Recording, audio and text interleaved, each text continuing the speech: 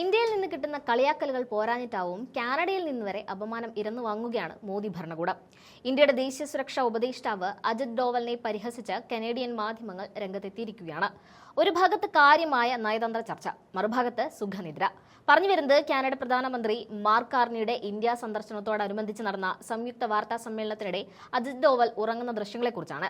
കഴിഞ്ഞ കുറച്ചു കാലമായി ഇന്ത്യയും കാനഡയും തമ്മിലുണ്ടായിരുന്ന നയതന്ത്ര തർക്കങ്ങൾ പരിഹരിക്കാനും ബന്ധം മെച്ചപ്പെടുത്താനുമാണ് കാനഡ പ്രധാനമന്ത്രി മാർക്ക് കാർണി ഇന്ത്യയിലെത്തിയത്.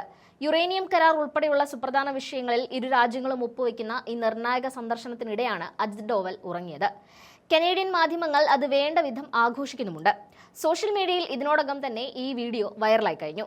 കനേഡിയൻ മാധ്യമപ്രവർത്തകനായ മക്കൻഡി ഗ്രേ ആണ് ദൃശ്യങ്ങൾ പുറത്തുവിട്ടത്.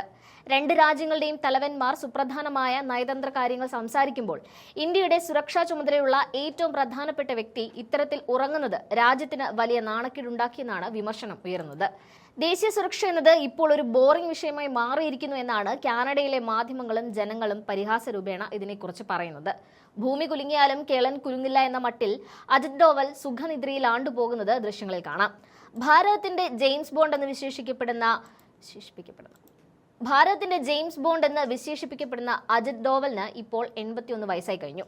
അദ്ദേഹത്തിന്റെ പ്രായം കണക്കിലെടുത്ത് ഇനി അദ്ദേഹം വിശ്രമിക്കേണ്ട സമയമാണെന്നും ഉത്തരവാദിത്തപ്പെട്ട സ്ഥാനങ്ങളിൽ നിന്ന് മാറണമെന്നുമാണ് സോഷ്യൽ മീഡിയയിൽ ഉയരുന്ന പ്രധാന അഭിപ്രായം.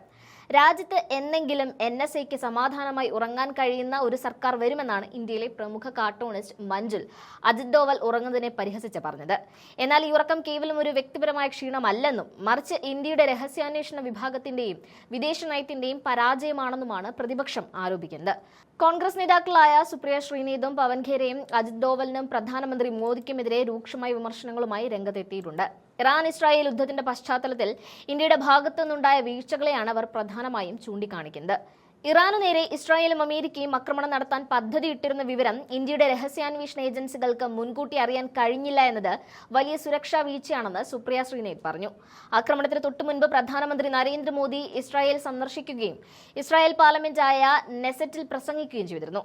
മോദി അവിടെ നിന്ന് മടങ്ങിയ ഉടനെയാണ് ഇറാനു നേരെ ആക്രമണം ഉണ്ടായത്. ഇത് സൂചിപ്പിക്കുന്നത് ഇസ്രായേൽ പ്രധാനമന്ത്രി ബെഞ്ചമിൻ നെതന്യാഹു തന്റെ ആക്രമണ പദ്ധതികൾ മറച്ചുപിടിക്കാനായി മോദിയുടെ സന്ദർശനത്തെ ഒരു മറയായി ഉപയോഗിച്ചു എന്നതാണ്.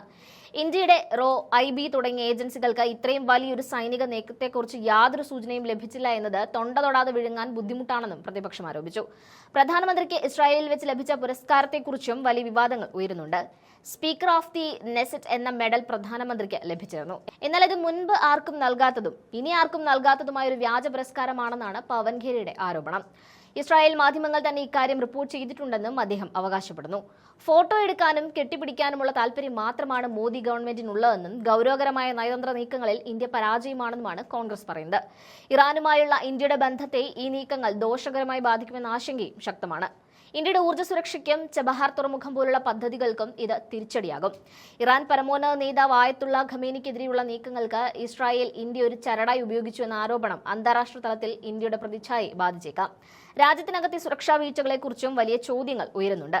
ദില്ലിയിലും പഹൽഗാമിലും അടുത്തിടെ ഉണ്ടായ ഭീകരാക്രമണങ്ങൾ ചൂണ്ടിക്കാട്ടി നമ്മുടെ സുരക്ഷാ ഏജൻസികൾ ശരിക്കും ഉറങ്ങുകയാണോ എന്നാണ് വിമർശകർ ചോദിക്കുന്നത്. ശാരീരികമായ ക്ഷീണം പ്രായത്തിന്റേതാകാമെങ്കിലും തന്ത്രപരമായ തീരുമാനങ്ങൾ എടുക്കേണ്ട സ്ഥാനത്തിരുന്ന് ഉറങ്ങുന്നത് അംഗീകരിക്കാനാവില്ല നിലപാടിലാണ് ഒരു വിഭാഗം. പഴയകാലത്തെ ജെയിംസ് ബോണ്ട് പരിവേഷം കൊണ്ട് മാത്രം രാജ്യത്തെ സുരക്ഷാ വീഴ്ചകൾ മറച്ചുപിടിക്കാനാവില്ലെന്നും അജിത് ഡോവൽ സ്ഥാനമൊഴിയണമെന്നുമുള്ള ആവശ്യങ്ങൾ ഇതോടെ ശക്തമായിരിക്കുകയാണ്. കാനഡ വരെ പരിഹസിച്ച Ajith ഡോവലിന്റെ പള്ളിയുറക്കത്തിന്റെ ദൃശ്യങ്ങളൊന്ന് കണ്ടുവരാം. Prime Minister mentioned a moment ago the $100 billion of investments already in India by our pension funds. Those pension funds have $2 trillion